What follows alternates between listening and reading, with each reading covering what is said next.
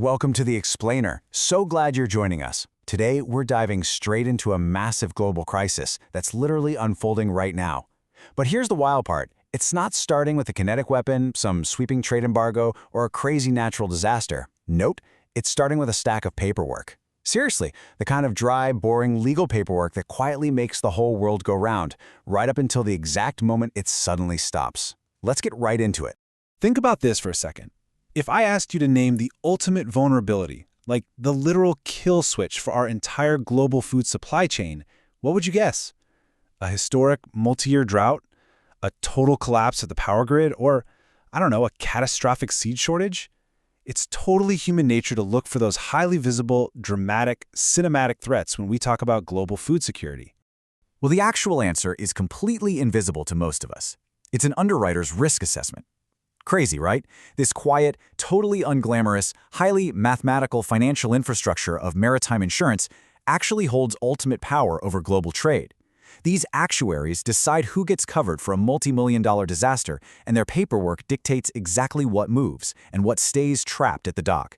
They're the unseen arbiters of our global economy. Section 1. The invisible kill switch. So, the major catalyst for the current situation actually hit on March 5th, 2026. On that exact day, Lloyd's of London and the major protection and indemnity clubs, you can basically think of them as the absolute titans, the final bosses of maritime risk, made a massive move. They completely withdrew war risk coverage for the Persian Gulf. Basically, they formally declared the entire area too dangerous to insure against things like missile strikes or piracy. Instantly, one of the most absolutely critical maritime corridors on Earth became uninsurable. And here's why that's a huge deal. Without insurance, a commercial ship physically cannot function in global trade. It is an immediate, cascading legal failure. Step 1, the coverage drops. Step 2, the moment that happens, port access is totally denied. I mean, you just can't bring an uninsured multi-million-dollar liability into a sovereign nation's port. No way. And step 3, flag state compliance collapses.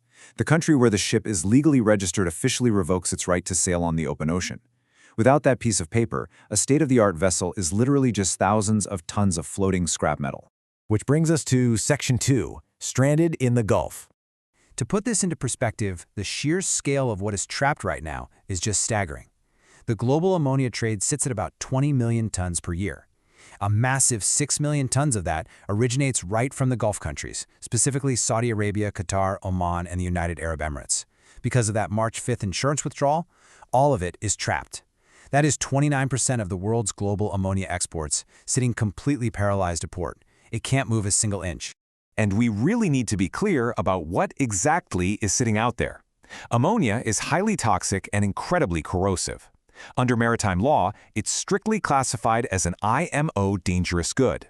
That means an accidental leak isn't just a messy spill to clean up, it's a lethal gas cloud. But, and here's the crazy irony, it's also the foundational building block for all nitrogen fertilizers. In some massive agricultural markets, they use it directly as fertilizer itself. This highly dangerous, corrosive chemical is quite literally the lifeblood of growing the world's food. Section 3, ammonia versus oil. Now you might be thinking, hold on, oil gets shipped out of the Gulf all the time during geopolitical crises, right?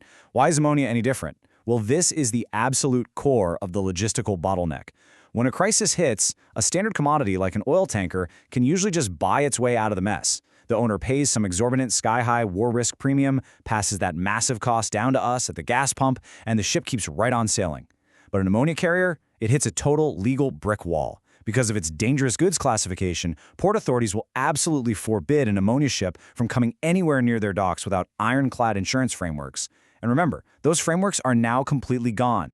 Ammonia is uniquely trapped by these regulations. Port authorities have super stringent requirements for handling dangerous goods, and international maritime regulations don't mess around. You absolutely cannot dock, load, or unload toxic cargo with internationally recognized insurance documents.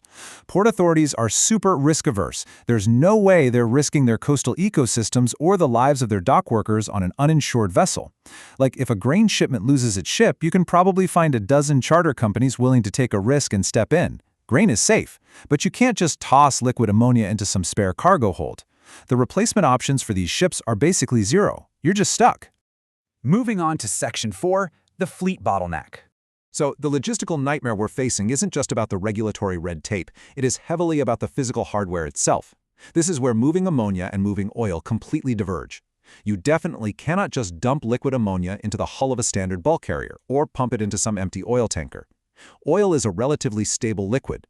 Ammonia, on the other hand, is a highly volatile, pressurized gas.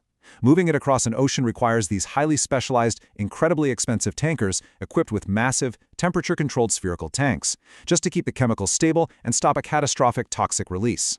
And this brilliantly highlights the absolute heart of our logistical bottleneck: less than 100. Out of the tens of thousands of commercial ships crossing our oceans right this very second, moving everything from smartphones to crude oil, less than 100. That is the shockingly tiny number of specialized ammonia carriers that actually exist globally. The fleet is so small, and building new ones takes years and hundreds of millions of dollars. So, when a massive chunk of these specific pressurized ships get legally trapped in the Persian Gulf because they don't have insurance, there's no backup fleet waiting in the wings. The transport capacity just evaporates. This right here is why this crisis is honestly the least understood bottleneck in the entire fertilizer supply chain. The problem isn't that we suddenly forgot how to make ammonia. The factories are running fine. The product is sitting right there. The core issue is this extreme lack of insured, specialized maritime transport. The ammonia exists, but it literally cannot reach the agricultural countries that so desperately need it because the invisible bridge that moves it has totally collapsed. Section 5. The food supply threat. And this brings us to the stark, frankly terrifying domino effect that's unfolding right now. It's a straight, unbending line. No insurance in the Gulf means those highly specialized, pressurized ships legally cannot sail. If those specialized ships don't sail, the nitrogen fertilizer building blocks simply do not move across the ocean. And if that fertilizer doesn't make it to the fields, well, the world's food simply doesn't grow.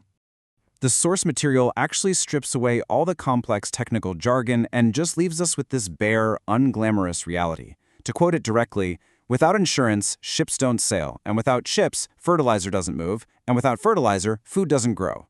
It really shows that the deepest vulnerabilities in our modern world aren't always the things we can see. Sometimes they are buried deep in the fine print of a maritime insurance policy. So here's a thought to leave you with. If the private insurance market decides the risk is just too high, and the entire world's food supply hangs in the balance purely because less than 100 specialized ships can't legally move toxic ammonia, should governments step in? Should nations start providing sovereign insurance guarantees, basically absorbing those massive war risks themselves, just to keep these vital fertilizer vessels moving? It's a huge question for the future of our global infrastructure. Thanks so much for joining me to unpack this explainer today. Until next time, keep looking for the invisible systems that really run our world.